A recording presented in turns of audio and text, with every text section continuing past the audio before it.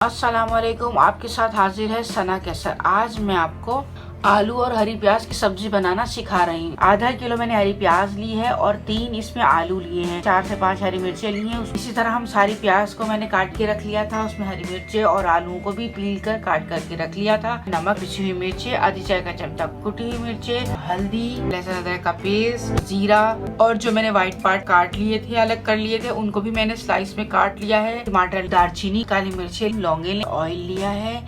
अब मैं इसमें प्याज डाल रही हूँ।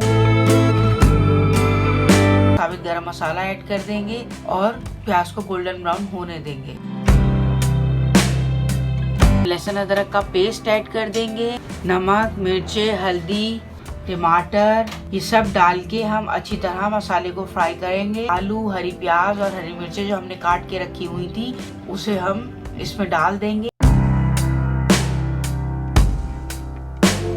उम्मीद है मेरी रेसिपी आपको पसंद आई होगी। प्लीज मेरे चैनल को लाइक, शेयर और सब्सक्राइब कीजिए। मिलते हैं नेक्स्ट रेसिपी के साथ। अल्लाह हाफिज।